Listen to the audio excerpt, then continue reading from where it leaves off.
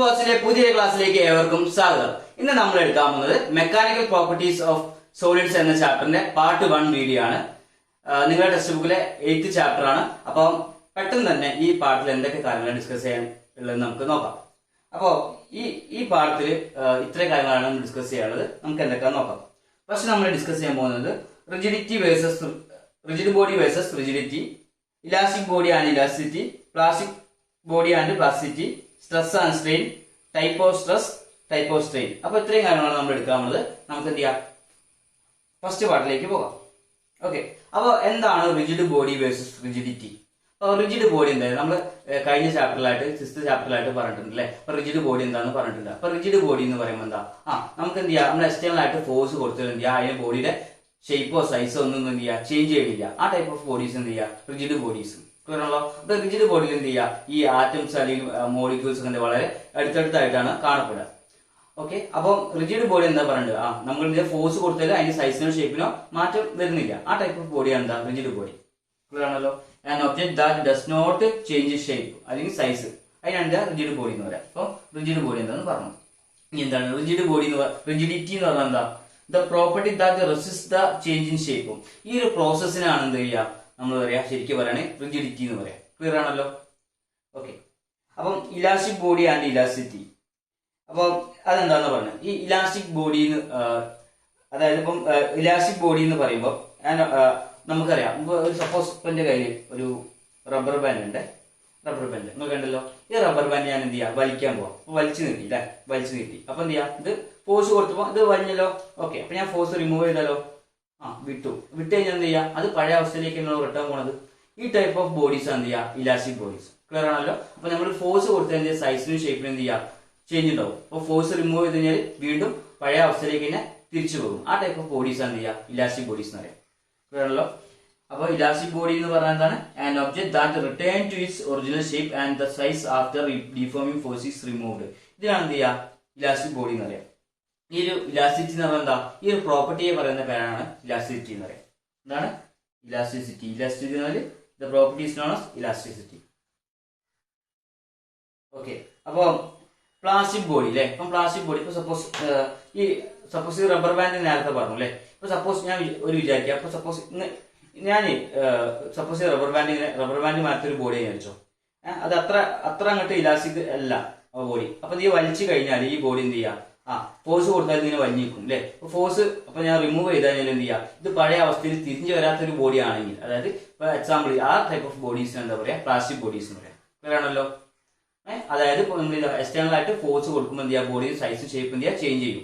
പക്ഷെ അത് permanent size and shape change ചെയ്യാം. പക്ഷെ എന്ത് ചെയ്യാം, അതിന് പഴയ അവസ്ഥയിലേക്ക് എന്ത് ചെയ്യാം, മാറാൻ കഴിയില്ല. അങ്ങനെ ടൈപ്പ് ഓഫ് ബോഡീസ് എന്ത് ചെയ്യാം, പ്ലാസ്റ്റിക് ബോഡീസ് എന്നാണ് പറയാം. ക്ലിയർ ആണല്ലോ. അങ്ങനെയാണെങ്കിൽ പ്രോസസ്സിനെ പറയുന്ന പേരാണ് പ്ലാസ്റ്റിസിറ്റി. അപ്പൊ ഇതെന്താന്ന് കൂടി നോക്കാം. പ്ലാസ്റ്റിക് ബോഡി എന്ന് പറഞ്ഞാൽ an object that cannot return to its original shape and size after deforming force is removed. ഇതിനാണ് എന്താ പറയാ, എന്താ പറയാ, പ്ലാസ്റ്റിക് ബോഡി എന്ന് പറയാം. അങ്ങനെയാണ് ഈ പ്രോസസ്സിനെ പറയാണ് പ്ലാസ്റ്റിസിറ്റി. ക്ലിയർ ആണല്ലോ. ഇതാണ് ഇൻട്രൊഡക്ഷൻ പാർട്ടിൽ നമുക്ക് പറയാനുള്ളത്.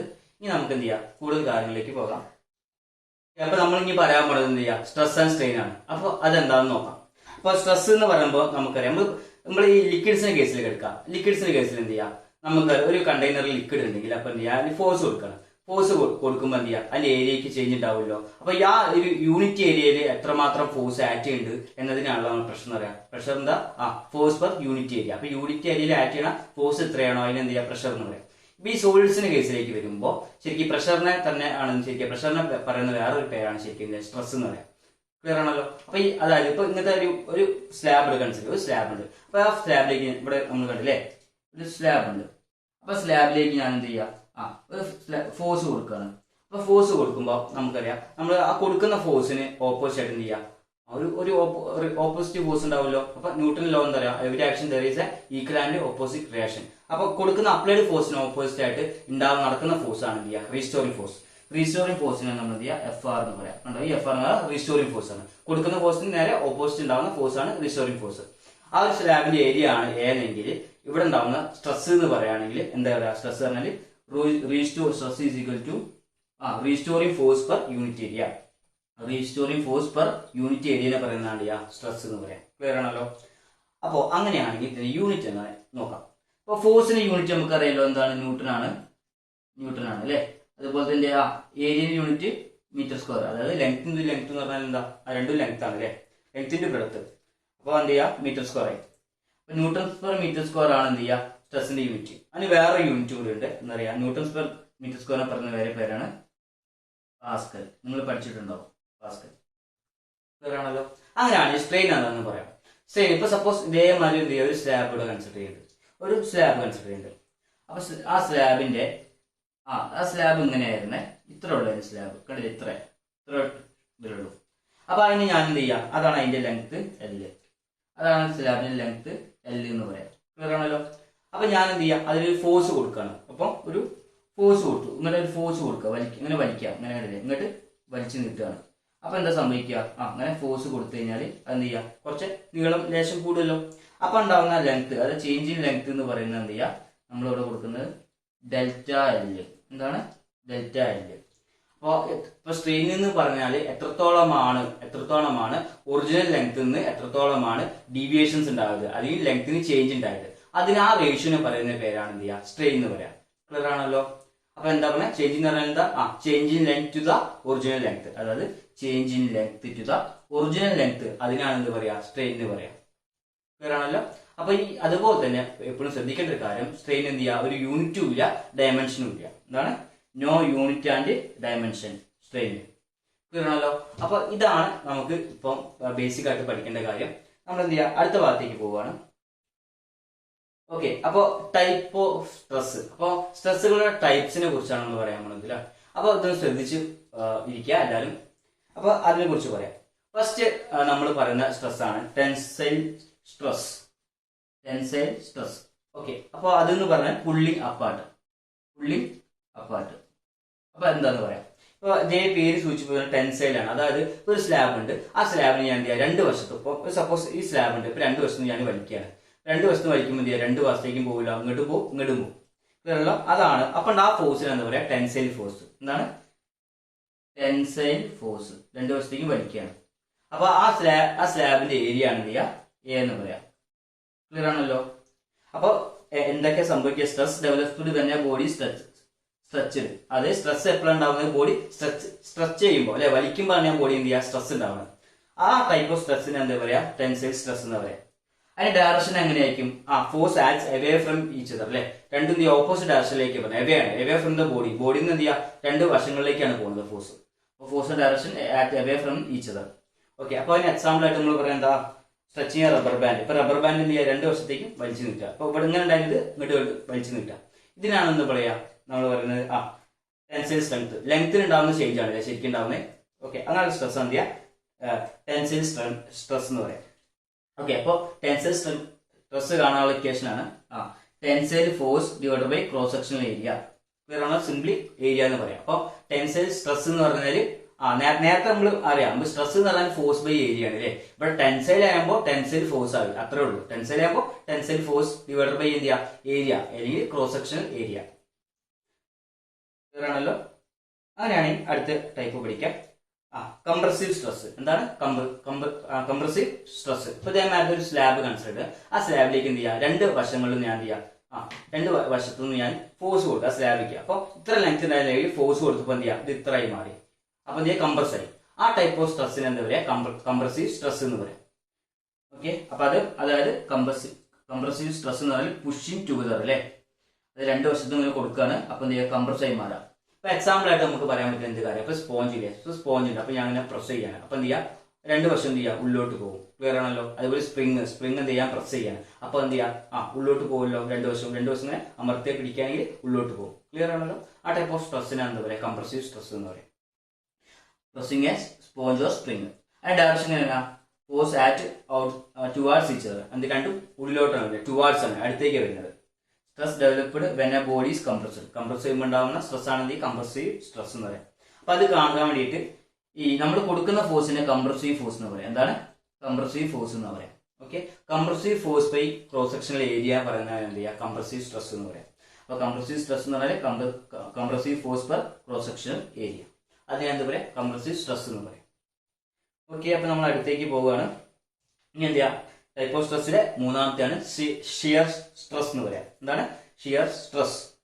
അതിനെ പറയുന്ന വേറെ അതിന് അതായത് സ്ലൈഡിങ് ലേയേഴ്സ് എന്ന് പറയാം. എന്താണ് സ്ലൈഡിങ് ലേയേഴ്സ്? ഇപ്പൊ സപ്പോസ് ഇവിടെ ലെയർ 1 കേട്ടോ, ഇതാണ് ലെയർ, ഇത് ലെയർ L1 ലെയർ ഉണ്ട്, ലെയർ ആണ് L2. ക്ലിയർ ആണല്ലോ? അപ്പൊ രണ്ടിന്റെ മേലെ നിൽക്കുകയാണ്, രണ്ട് മേലെ നിൽക്കുകയാണ്. ഇപ്പൊ ഞാൻ അതിന്റെ അടുക്ക് എന്തെങ്കിലും ഗ്ലൂവോ കാര്യങ്ങളോ ഇട്ടോ, എന്തെങ്കിലും പശ കാര്യങ്ങളൊക്കെ ഇട്ട് അപ്പൊ അതിന്റെ മേലെ കൂടെ എന്ത് ചെയ്യാം, മേലെ പതുക്കെ തെന്നി നീങ്ങല്ലോ. അതിനാണ് എന്ത് ചെയ്യുക, സ്ലൈഡിങ് ലേയേഴ്സ് പറയാം. എന്താണ് സ്ലൈഡിൽ അല്ലെ, ഒന്നിന്റെ മേലെ ഒന്നും എന്ത് ചെയ്യുക, സ്ലൈഡ് ചെയ്ത് പോവുക അല്ലെ, അതിനാണ് സ്ലൈഡിങ് ലേയേഴ്സ് എന്ന് പറയാം. അപ്പൊ അവിടെ ഉണ്ടാവുന്ന ഒരു ഫോഴ്സ് ഉണ്ട്, അതിന് വേണ്ട ടാൻജൻഷ്യൽ ഫോഴ്സ് അല്ലെങ്കിൽ എന്ത് ചെയ്യുക, ഷിയർ ഫോഴ്സ് എന്ന് പറയും. Tangential force or shear force okay ഉണ്ടാവും.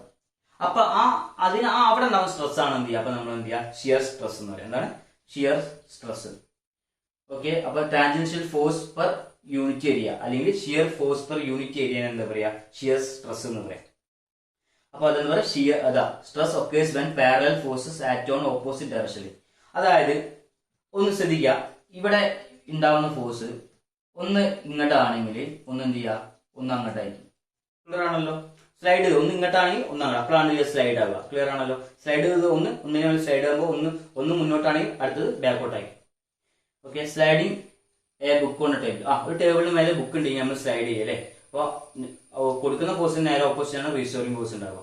അപ്പോൾ ഒന്നും കട്ടാണെങ്കിൽ അടുത്ത പോസ്റ്റ് റീസ്റ്റോറിംഗ് പോസ്റ്റ് ബാക്കോട്ടാക്കി ഉണ്ടാവുക. അപ്പൊ സ്ലൈഡിങ് ഷിയറിംഗ് സ്ട്രെസ് എന്ന് പറയുന്നത് tangential force per area. Clear ആണല്ലോ? ഓക്കെ. അങ്ങനെയാണെങ്കിൽ ടൈപ്പ് ഓഫ് സ്ട്രെയിൻ. അപ്പൊ സ്ട്രെയിനിന്റെ ടൈപ്പുകളെ കുറിച്ചാണ് നമ്മൾ ഡിസ്കസ് ചെയ്യാൻ പോകുന്നത്. ഓക്കെ. അപ്പൊ നമ്മൾ സ്ട്രെയിൻ എന്താ പറഞ്ഞല്ലേ, സ്ട്രെയിൻ എന്താ, എത്രത്തോളമാണ് നേരത്തെ ഉണ്ടായിരുന്ന ലെങ്ത്തിൽ എത്രത്തോളം ചേഞ്ച് ഉണ്ടായി, ആ റേഷ്യോനെ പറയുന്ന പേരാണ് എന്ത് ചെയ്യുക, സ്ട്രെയിൻ എന്ന് പറയാം. ഇവിടെ നമ്മൾ ലെങ്ത്തിനാണ് ആ ചേഞ്ച് ഉണ്ടാവുമെങ്കിൽ അതിനെ പറയുന്നതാണ് എന്ത് ചെയ്യുക, ലീനിയർ ലോഞ്ചിറ്റ്യൂഡൽ സ്ട്രെയിൻ എന്ന് പറയാം. എന്താണ് ലോഞ്ചിറ്റ്യൂഡൽ സ്ട്രെയിൻ? അപ്പോൾ ഇതായിരുന്നു ഇവിടുന്ന് ഓക്കെ, ഇവിടുന്ന് ഇതുവരെയാണ് എന്ത് ചെയ്യുക, അതിന്റെ ലെങ്ത് വിചാരിക്കുക. ഇത്രയാണ് അതിന്റെ ലെങ്ത് ഉണ്ടായിരുന്നത്. ആ ലെങ്ത് ചേഞ്ച് ചെയ്തിട്ട് ഇത്രത്തോളമായി മാറി. ക്ലിയർ ആണല്ലോ? അങ്ങനെയാണെങ്കിൽ ഇതാണ് ഒറിജിനൽ ലെങ്ത്, ഇത് ചേഞ്ച് ലെങ്ത് ഡെൽറ്റ L ആണെങ്കിൽ അപ്പൊ ലോഞ്ചിറ്റ്യൂഡൽ സ്ട്രെയിൻ എന്ന് പറയുന്നത് എന്താ, change in length divided by original length. Clear ആണല്ലോ? അതായത് strain due to change in length. Clear ആണല്ലോ? ഇതിനാണ് എന്ത് ചെയ്യുക, ലോഞ്ചിറ്റ്യൂഡൽ സ്ട്രെയിൻ എന്ന് പറയാം. സിമ്പിൾ ആയിട്ട് നമ്മൾ എന്ത് ചെയ്യുക, വലിച്ചു നീട്ടുക. ഇപ്പൊ ഈ ഒരു കാര്യം ഉണ്ടായില്ലേ, ഇപ്പൊ ഇതിന്റെ ലെങ്ത് ഇത്ര വരെ ഉണ്ടായില്ലേ, ഇവിടുന്ന് ഇത്ര വരെ ഉണ്ടായി. അപ്പൊ ഞാൻ അതിനെ വലിച്ചു നീട്ടിയപ്പോ എന്ത് ചെയ്യാ, ലെങ്ത് കൂടിയല്ലോ, എത്രത്തോളം ചേഞ്ച് ഉണ്ടായി. അപ്പൊ ആ എത്രത്തോളം ചേഞ്ച് ഉണ്ടായി ഡിവൈഡർ ബൈ എന്ത് ചെയ്യുക, ആദ്യം ഉണ്ടായിരുന്ന ഇതിന്റെ ലെങ്ത്. അതാണ് എന്ത് ചെയ്യുക, ലോഞ്ചിറ്റ്യൂഡൽ സ്ട്രെയിൻ എന്ന് പറയാം. ഓക്കെ. ഇനി ടൈപ്പ് ഓഫ് സ്ട്രെയിനിൽ രണ്ടാമത്തേതാണ് വോളിയം സ്ട്രെയിൻ. സപ്പോസ് ഒരു ബോഡി ഉണ്ട്, ഇവിടെ കൊടുത്തിട്ടുണ്ട് കണ്ടല്ലോ, ഒരു ബോഡി ഉണ്ട്. അപ്പൊ ഈ ബോഡിയിലേക്ക് ഞാൻ എന്ത് ചെയ്യാണ്, ഒരു ഫോഴ്സ് എടുക്കുക. അപ്പൊ ഒരു ക്യൂബാണ്. അപ്പൊ ഈ ക്യൂബിലേക്ക് പരസ്പരം എന്ത് ചെയ്യുക, എല്ലാ ഡയറക്ഷനും ഫോഴ്സ് കൊടുക്കുകയാണെങ്കിൽ എന്ത് ചെയ്യുക, കംപ്രസീവ് ഫോഴ്സ് ആണ് കൊടുക്കുന്നത് വെച്ചോ. അപ്പൊ എന്ത് ചെയ്യുക, അതായത് ഫോഴ്സ് കൊടുക്കുക എന്ന് പറയുമ്പോൾ പ്രഷർ കൊടുക്കുമ്പോൾ എന്ത് ചെയ്യുക സംഭവിക്കുക, അത് ചുരുങ്ങല്ലോ, ക്ലിയർ ആവും. ആ ടൈപ്പ് ഓഫ് എന്താ പറയുക സ്ട്രെയിൻ ആണെന്ന് പറയാ, എന്താ പറയാ, വോളിയം സ്ട്രെയിൻ എന്ന് പറയാം. അതായത് strain due to change in volume. വോളിയത്തിൽ ഉണ്ടാവുന്ന ചേഞ്ച്. അപ്പൊ വോളിയാണ് അവിടെ ചേഞ്ച് ആവുന്നത്, അതിനാണ് എന്ത് ചെയ്യുക, വോളിയം സ്ട്രെയിൻ എന്ന് പറയാം. ഓക്കെ. അപ്പോൾ വോളിയം സ്ട്രെയിൻ എന്ന് പറയുമ്പോൾ അതായത് ഇത് വോളിയം സ്ട്രെയിൻ ആണ്. വോളിയം സ്ട്രെയിൻ എന്ന് പറയുമ്പോൾ change in volume to the original volume. എത്രത്തോളമാണ്, ഇതാണ് ആദ്യം ഉണ്ടായ വോളിയം വി. ഒരു മിനിറ്റ്, ഇത് വി. ഇത് പ്രഷർ കൊടുത്തപ്പോൾ എന്ത് ചെയ്യാൻ വോളിയം ചുരുങ്ങിയില്ലേ, അപ്പൊ ഉണ്ടായ വോളിയാണ് ഡെൽറ്റ വി. ക്ലിയർ ആണല്ലോ? ഓക്കെ. ഇവിടെ നിന്നൊക്കെ നമ്മൾ എന്ത് ചെയ്യുക, പ്രഷർ കൊടുക്കുകയാണ് പല ഭാഗത്തുനിന്നും. അപ്പൊ എന്ത് ചെയ്യുക, ഉള്ളോട്ട് ഫോഴ്സ് കൊടുത്താൽ എന്ത് ചെയ്യുക, അത് വോളിയം ചുരുങ്ങുമല്ലോ അല്ല. അപ്പൊ വോളിയം ചേഞ്ച് ആയി. അപ്പോൾ change in volume to the original വോളിയത്തിന് എന്താ പറയാ, വോളിയം സ്ട്രെയിൻ എന്ന് പറയാം. ഓക്കെ. അങ്ങനെയാണെങ്കിൽ ടൈപ്പ് ഓഫ് സ്ട്രെയിനിലെ അടുത്തതാണ് ഷിയർ സ്ട്രെയിൻ എന്ന് പറയാം. അപ്പൊ അതെന്താന്ന് നമുക്ക് നോക്കാം. സപ്പോസ് നമ്മൾ ഒരു ബോഡി ഉണ്ട് അല്ലേ. അപ്പൊ ശ്രദ്ധിക്കുക, ഈ ബോഡിയുടെ ഒരു എൻഡ് പിടിച്ച് വലിക്കുകയാണ്. ഈ ബോഡിയുടെ ഒരു എൻഡ് പിടിച്ചിട്ട് ഞാൻ വലിക്കുകയാണ്.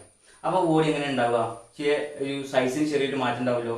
അപ്പൊ ഇതിങ്ങനെ പിടിച്ച് വലിച്ചാണെങ്കിൽ അതുപോലെ താഴെ രണ്ട് എൻഡ് ഫിക്സ്ഡ് ആണെന്ന് വിചാരിക്കണേ. താഴെ ഇപ്പോൾ ABCD